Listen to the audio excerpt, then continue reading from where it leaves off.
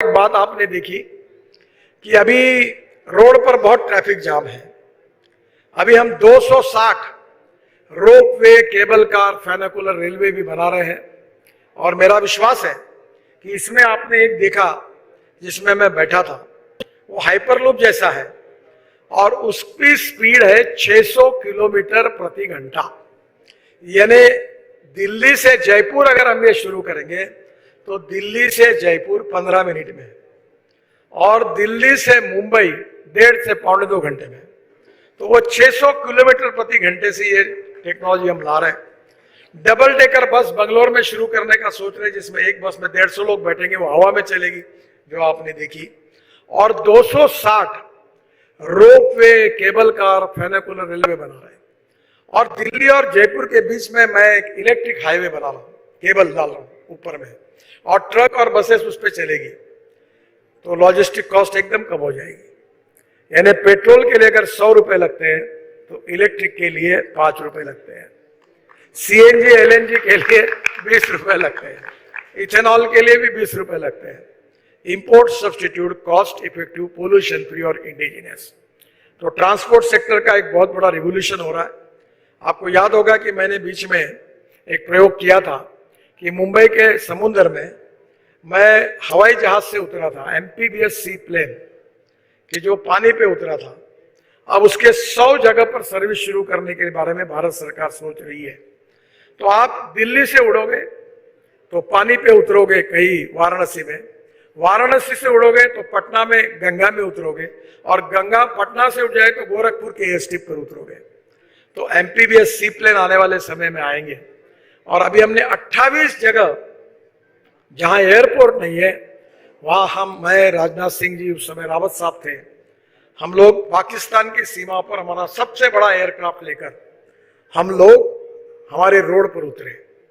तो 28 हमने रोड ऐसे बनाए जो एयर स्ट्रिप जैसा उसका उपयोग हो सकता है। और अभी सबसे बड़ी बात है कि चेन्नई में करीब 12,000 करोड़, पूना में 50,000 करोड़, और मैंने नागपुर में पहली बार हमने बनाया नीचे में रोड, ऊपर में फ्लाईओवर, उसके ऊपर में फ्लाईओवर और उसके ऊपर में मेट्रो। तो आज अगर आप नागपुर आएंगे तो पहला वहां है कि नीचे में रोड है 8 लेन, फिर 6 लेन फ्लाईओवर है, फिर उसके ऊपर में मेट्रो है और एक ही पिलर पर है।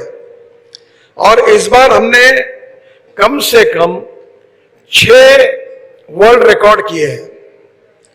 दिल्ली मुंबई हाईवे में, सोलापुर में काफी समय की कमी है, पर विशेष रूप से काफी बड़े प्रमाण पर यह सक्सेसफुली हुए हैं। मैं आपको थोड़ा सा इसका बताऊंगा कि 2021 में प्रतिदिन 37 किलोमीटर पर डे हम वर्ल्ड में पहले नंबर पर आए रोड कंस्ट्रक्शन में। हम सेकंड लार्जेस्ट रोड नेटवर्क है। महाराष्ट्र में अमरावती अकोला सेक्शन पर 75 kilometre single lane bituminous concrete road केवल 105 घंटे में बना। सोलापुर बीजापुर में 26 किलोमीटर लंबा सिंगल लेन बिटुमिन रोड 21 घंटे में पूरा हुआ। और गुजरात में दिल्ली मुंबई एक्सप्रेस हाईवे कैलोद गांव के पास 2.5 किलोमीटर लंबा 4 लेन सीमेंट कंक्रीट रोड 24 घंटे में पूरा हुआ। गुजरात में ही पंचमहल जिले में बालोटिया गांव के बीच 50 किलोमीटर सिंगल लेन सड़क 43,000 मेट्रिक टन डेंस बिटुमिन का उपयोग करके 100 घंटे में बनाई गई। और नागपुर में एशिया का सबसे बड़ा मल्टी लेयर ट्रांसपेरेंट सिस्टम जो हमने बनाई है, जो मैंने बताया अभी, उसका भी वर्ल्ड रिकॉर्ड हुआ। गाजियाबाद अलीगढ़ एक्सप्रेसवे पर 112.5 single lane kilometre bituminous concrete सड़क का निर्माण केवल 100 घंटे में हुआ। ये 7 वर्ल्ड रिकॉर्ड हुए और मुझे खुशी है कि ये वर्ल्ड रिकॉर्ड करने वाले हमारे भारतीय इंजीनियर हैं। यानी हम दुनिया में ये काम कर सकते हैं, इस बात को हमने सिद्ध किया है। नॉर्थ ईस्ट के बारे में बहुत बड़ी चर्चा होती है।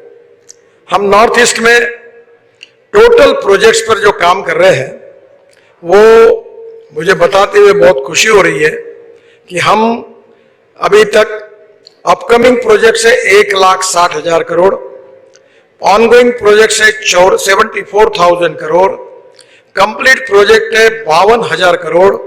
तो केवल नॉर्थ ईस्ट में आने वाले 2024 समाप्त होने के पहले हम 2,84,702 करोड़ का काम हम नॉर्थ ईस्ट में कर रहे हैं।